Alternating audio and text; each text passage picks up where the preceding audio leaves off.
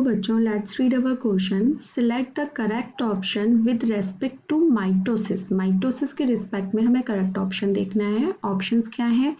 Chromatid start moving towards opposite pole in telophase.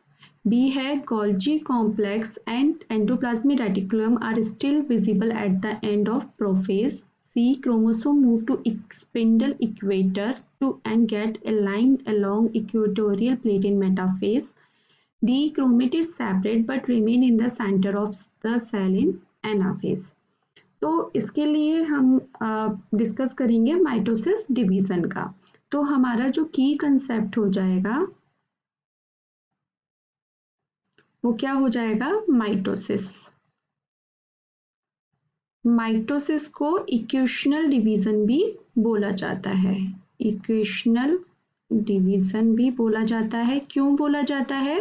क्योंकि जब इसमें जो पेरेंट सेल से 2 डॉटर सेल्स बनती हैं और उसमें सेम क्रोमोसोम नंबर रहता है। ठीक है, अगर डिप्लॉइड पेरेंट सेल है तो जो डॉटर सेल्स बनेंगी वो भी डिप्लॉइड बनेंगी। अब माइटोसिस जो होता है वो किस में होता है? सोमेटिक सेल्स में होता है। ठीक है, और किस सोमेटिक सेल्स में होता है?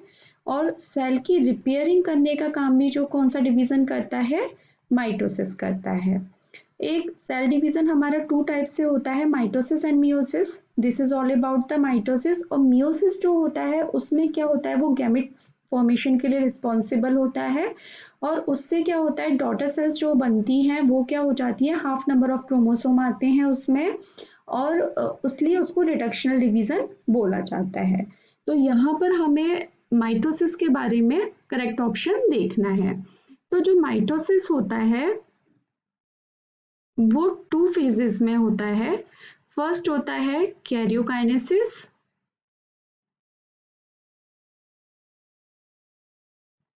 और सेकंड होता है साइटोकाइनेसिस।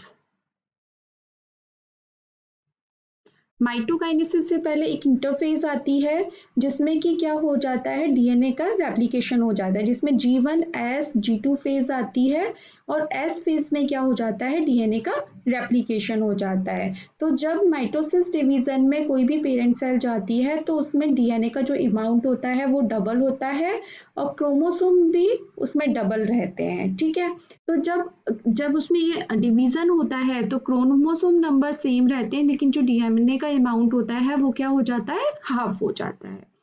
तो कैरियोकाइनेसिस में फेजेस होती हैं। फर्स्ट फेज होती है आपके प्रोफेज, जिसमें कि क्या होता है कि ये लॉन्गेस्ट फेज होती है और जो क्रोमेटिन जो होता है वो ऑर्गेनाइज्ड हो जाता है। ठीक है, और सेंट्रियोल जो होते हैं वो इसमें डेवलप होने लग जाते हैं। सेंट्रियोल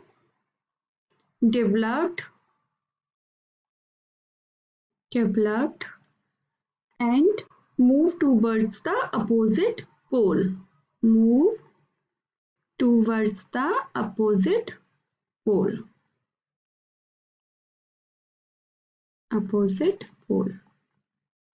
इस फेज में क्या होता है कि जितने भी जो ऑर्गेनल्स हैं वो क्या हो जाते हैं? डिसअपियर हो जाते हैं। जैसे कि न्यूक्लियोलस हो गया, न्यूक्लियस हो गया,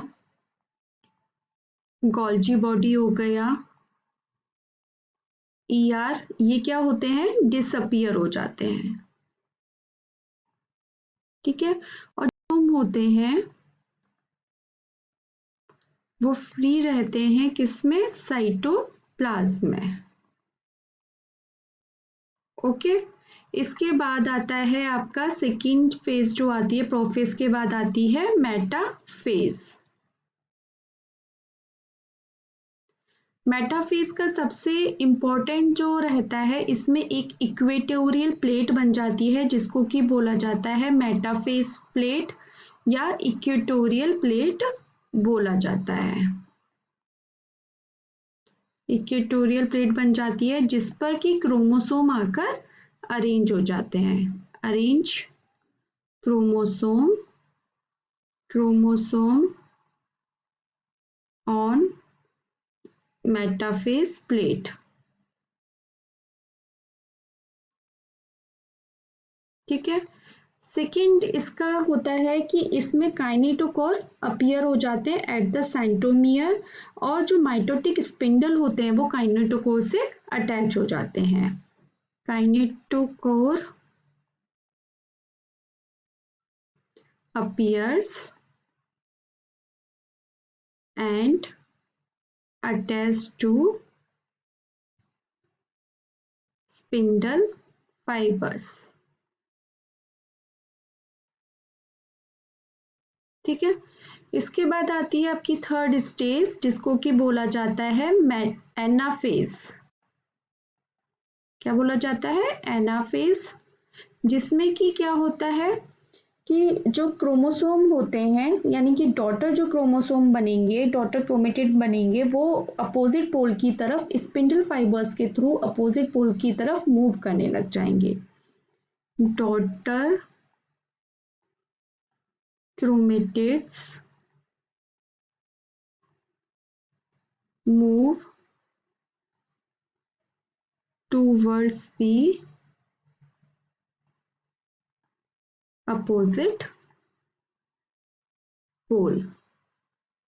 poles। ठीक है, दोनों तरफ मूव करने लग जाते हैं। इसके बाद आती है फोर्थ स्टेज, जिसको कि बोला जाता है टीलोफेज। ठीक है। टीलोफेज में क्या होता है कि जो जितने भी जो ऑर्गेनल्स डिसअपियर हुए थे वो वापस से अपीयर हो जाते हैं, यानी कि न्यूक्लियोलस, न्यूक्लियस,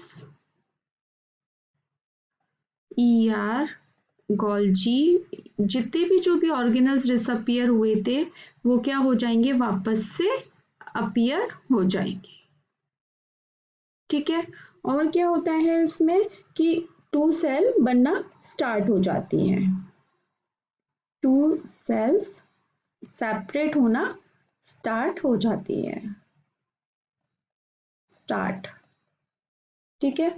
इसके बाद टीलोफेज के बाद जो हमारी सेकेंड फेज थी कैरियोकाइनेसिस के बाद साइटोकाइनेसिस जो होता है, यानी कि टू सेल्स बन रही है तो साइटोकाइनेसिस यानी कि साइटोप्लाज्म का डिवीजन होना स्टार्ट हो जाता है। ठीक है। कैरियोकाइनेसिस क्या होता है? जिसमें कि न्यूक्लियस का डिवीजन होना स्टार्ट होता है। कैरियोकाइनेसिस क्या होता है? Division of nucleus. ठीक है। This is all about the mitosis. अब हम अपने ऑप्शंस देख लेते हैं। Chromatid start moving towards opposite pole in telophase, तो ये रॉन्ग है। हमने क्या बताया था कि जो क्रोमेटिड्स हैं वो कब किसमें? एनाफेज में स्टार्ट करते हैं, move towards the opposite pole. तो हमारा ये ऑप्शन भी क्या है? गलत है। सेकंड है B, Golgi complex and endoplasmic reticulum are still visible at the end of prophase. तो हमने कहा कि प्रोफेज में ये जो सारे गोल्जी ईआर जो हैं वो क्या होने लग जाते हैं? डिसअपियर होने लग जाते हैं। तो हमारा ये ऑप्शन भी गलत है, जबकि इसमें बोल रहा है विजिबल, तो ये भी गलत है। थर्ड बोल रहा है chromosome move to spindle equator and get अलाइंग along equatorial plate in metaphase, तो ये बिल्कुल सही है, क्योंकि इसमें हमने बताया कि मेटाफेज प्लेट बन जाती है जिसको कि इक्वेटोरियल प्लेट बोलते हैं, जिसपे कि क्रोमोसोम आकर अरेंज हो जाते हैं। ठीक है, अरेंज हो जाते हैं या अलाइन हो जाते हैं। ठीक है, तो सेम बात है, तो हमारा ये ऑप्शन बिल्कुल राइट है। डी ऑप्शन बोल रहा है chromatid separate but remains in the centre of the cell in anaphase, तो ये गलत हो जाता है, क्योंकि हमने बात करी कि एनाफेज फेज में क्रोमोसोम जो होते हैं वो मूव करने लग जाते हैं टूवर्ड्स द अपोजिट पोल, तो हमारा ये ऑप्शन भी जो है वो गलत हो जाता है। तो हमारा जो आंसर बनेगा वो बनेगा ऑप्शन सी, जिसमें कि क्रोमोसोम जो होते हैं स्पिंडल इक्वेटर पर मूव करते हैं और अलाइन हो जाते हैं इक्वेटोरियल प्लेट पर मेटाफेज स्टेज में।